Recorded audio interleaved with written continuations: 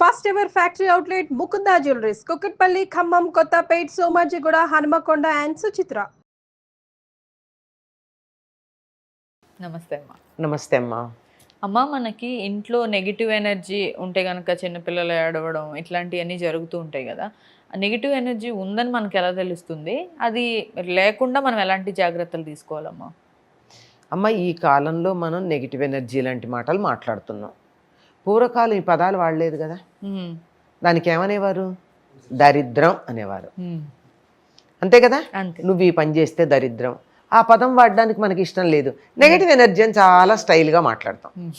అంటే ఏది మనకు అక్కర్లేదు అనుకుంటామో, మనం చేసేటటువంటి పనుల్లో ఏ పని చేసినా మనకి దానివల్ల సరైనటువంటి ఫలితం రాకుండా, అనుకున్న దానికి వ్యతిరేక ఫలితం కానీ, ఇంత ప్రయత్నం చేస్తే ఇంతే ఫలితం కానీ వస్తూ ఉన్నప్పుడు ఎంత నా దరిద్రం అండి ఇలా ఉంది, ఎంత కష్టపడ్డా ఇలా ఉంది అనే మాటలు అంటున్నాం.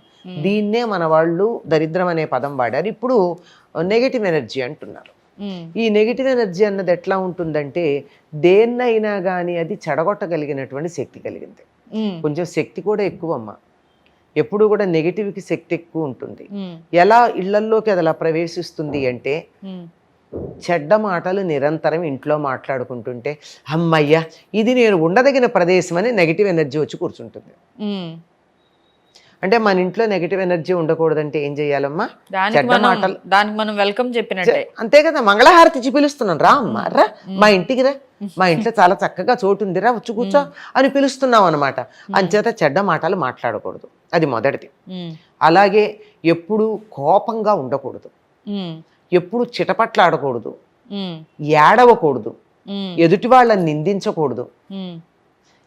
తర్వాత ఎప్పుడు ఏదో కోల్పోయినట్టుగా విచారంగా ఉండకూడదు. ఇవన్నీ కూడా నెగిటివ్ ఎనర్జీని ఆకర్షిస్తాయి. పైగా కొంతమంది పైకి బాగానే ఉన్నట్టుంటారు కదా, నవ్వుకుంటూ యాక్టివ్గానే ఉంటారు, బాగానే ఉంటారు. వాళ్ళు వచ్చి వెళ్ళిన తర్వాత చూడండి, ఇంకా మన ఇంట్లో ఎంత చికాకు ఉంటుందో. వాళ్ళు కూర్చున్న కుర్చీలో కూర్చుంటే మనకు ఒళ్ళు దురదలు వచ్చినట్టు ఉంటుంది. వాళ్ళు వచ్చి వెళ్ళిన తర్వాత అప్పుడు తెలియదు, కానీ వెళ్ళాక అమ్మాయ్య అనిపిస్తుంది. వాళ్ళు వెళ్ళాక అమ్మాయి అని మనకి ఎందుకు అనిపించింది?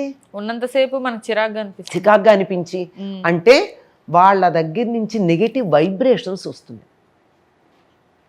పాపం వాళ్ళు కావాలని ఏమీ ఉండదు, కానీ వాళ్ళ మనస్సులు, వాళ్ళ ఆలోచన ధోరణి, వాళ్ళ తీరు అంతా కూడా ప్రతిదీ కూడా ప్రతికూలంగా ఆలోచించే పద్ధతి ఉంటుంది. మనం ఏదన్నా చూపించి ఇది బాగుందంటే, ఏం బాగుంది, దీనికన్నా ఇంకోటి బాగుంటుంది, దీంట్లో ఈ లోటు ఉంది అంటే, ఉన్న ఇంత బాగున్న దాంట్లోనూ ఆ ఉన్న ఒక్క చిన్న లోపం మాత్రమే ఎన్నేటటువంటి ఒక లక్షణం. ఇది ఎంత గట్టిగా, తీవ్రంగా, గాఢంగా వాళ్ళలో నాటుకుని ఉంటుందంటే, వాళ్ళు వెళ్ళాక కూడా మనం ఇళ్లల్లో చాలాసేపు ఒక చికాకు ఉంటుంది. వెళ్ళాక ఒక రకమైన రిలీఫ్ ఫీల్ అవుతాం మనం. కొంతమందితో మనం మాట్లాడుతున్న వీళ్ళు వెళ్ళిపోతే బాగుండు తొందరగా అనిపిస్తూ ఉంటుంది. కొంతమంది ఇంకొద్దిసేపు ఉంటే బాగుండు అనిపిస్తుంది. అంతే, వాళ్ళ దగ్గర నెగిటివ్ వైబ్రేషన్స్ ఉన్నాయి, వీళ్ళ దగ్గర పాజిటివ్ వైబ్రేషన్స్ ఉన్నాయి. ఈ వైబ్రేషన్స్ ఉంటే కూడా మన ఇంట్లో నెగిటివ్ ఎనర్జీ వచ్చే అవకాశం ఉంది. వీలైనంత వరకు అటువంటి వాళ్ళని ఎక్కువగా ఎంటర్టైన్ చేయకుండా ఉండడం. పైగా అలాంటి వాళ్ళు వస్తే కూడా ఎక్కువ ఇటువంటివి రాకుండా ఉండడానికి ఏమిటంటే, గుమ్మానికి పసుపు రాచి ఉండడం, గుమ్మానికి మామిడి తోరణాలు అవి కట్టి ఉండడం, ఇట్లాంటివి కనుక ఉన్నట్టయితే కొంతవరకు అది అక్కడే ఆగిపోతుంది. మిగిలింది లోపలికి వచ్చింది కూడా మనం తగినటువంటి వాతావరణాన్ని కల్పించుకుంటే బాగుంటుంది. ఒక చక్కని మంచి రసాయనాలు ఉన్నటువంటిది కాకుండా ఉన్న అగరవత్తులు వెలిగించండి. రసాయనాలు ఉంటే అంత ఫలితమే ఉండకపోవచ్చు. వెంటనే దీపం పెట్టండి. పెట్టడం వల్ల నెగిటివ్ ఎనర్జీ పోతుందమ్మా. కాళ్ళు చేతులు కడుక్కోండి. స్నానం చేస్తే మరి మంచిది, కాళ్ళు చేతులు కడుక్కోండి. ఇంకా చికాగ్గా అనిపించింది అనుకోండి, ఉప్పు నీళ్లతో ఇల్లంతా శుభ్రం చేయండి. వేసిన నీళ్ళు, అది మన రాళ్ళ ఉప్పు ఉంటుంది కదా, ఆ రాళ్ల ఉప్పు నీళ్లలో వేసి ఆ నీళ్ళంతా ఇంట్లో చల్లి ఆ తర్వాత శుభ్రంగా చేసుకోండి, చాలా వరకు పోతుంది. సాంబ్రాణి లాంటి పొగ వేస్తూ కూడా మంచిది. కానీ సాంబ్రాణి వేయాలంటే కొంచెం కష్టం కదా, మనకి బొగ్గులు కావాలి. సాంబ్రాణి దొరుకుతుంది కానీ బొగ్గులు అవి కాలడం, అవి ఎర్రగా ఉండడం, ఇదంతా పర్వాలేదు. మాకు ఈ చికాక్ కన్నా అది నయమనిపిస్తే దాన్ని చేయొచ్చు. ఆ నెగిటివ్ ఇంపాక్ట్ మన మీద ఉండి మన ఆలోచనలు కూడా మారిపోతాయి కదమ్మా. కాసేపు చికాకు పడతాం కదండి. ఎప్పుడు చికాకు పడని వాళ్ళు అప్పుడప్పుడు ఏమిటో ఎవరిని అది ఉండరాదు అంటాం. ఎందుకంటాం? మామూలుగా అనం ఆ మాట. అంత గట్టిగా ఎందుకు అన్నామంటేనే దాని ప్రభావం ఉంది అనమాట. అయితే అంత తీవ్రంగా లేని వాళ్ళు ఉండొచ్చు. మన పాజిటివ్ వైబ్రేషన్స్ వాళ్ళని ప్రభావం చెయ్యొచ్చు. కానీ అది ఎక్కువ తీవ్రం ఉంటే ఇట్లా ఉంటుంది.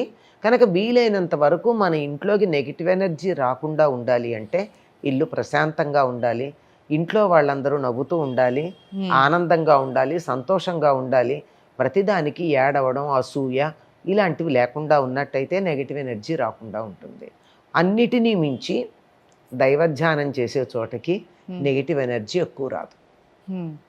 అంటే ఎక్కువగా పూజలు అవి చేస్తూ పూజలు అవి మీరు పెద్ద పెద్ద పూజలు చేస్తారో చేయరో అదంతా అనవసరం.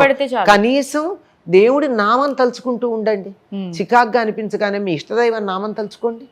రాముడి ఇష్టం అనుకోండి శ్రీరామ శ్రీరామ శ్రీరామ అనుకోండి. శివుడి ఇష్టం అనుకోండి నమశివాయ నమశివాయ నమశివాయ అనుకోండి. అమ్మవారు అనుకోండి శ్రీమాత్రే నమః శ్రీమాత్రే నమః అనుకోండి. అనుకున్నట్టయితే ఆ వెంటనే అక్కడికక్కడ మనం ఈ ఉప్పు నీళ్లతో చేసింది వాతావరణాన్ని మన కడుక్కుంటే మన శరీరాన్ని శుభ్రం చేస్తే మానసిక స్థాయిలో శుభ్రం చేయగలిగినటువంటిది దైవధ్యానం.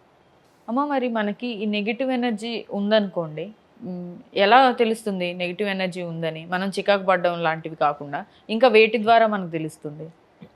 వేటి ద్వారా తెలుస్తుందంటే చికాకు ప్రధానం. అందరూ బాగా ఉండేటటువంటి వాళ్ళు కూడా అనవసరంగా చికాకు పడుతూ ఉండడం. చిన్నపిల్లలు ఉంటే బాగా తెలుస్తుందమ్మా. చిన్నపిల్లలు ఏడుస్తూ ఉంటారు.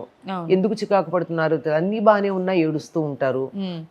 ఏది మొదలు పెట్టినా మనకి పని పూర్తి కాకుండా పోతుంది. అప్పటి వరకు చక్కగా చేసినటువంటి పని మనకి సానుకూలంగా ఫలితాలు ఇచ్చేటటువంటి పని కాస్త ప్రతికూలమైన ఫలితాలు ఇస్తూ ఉంటుంది. ఏది చేసుకున్నా కానీ వ్యతిరేక ఫలితమే.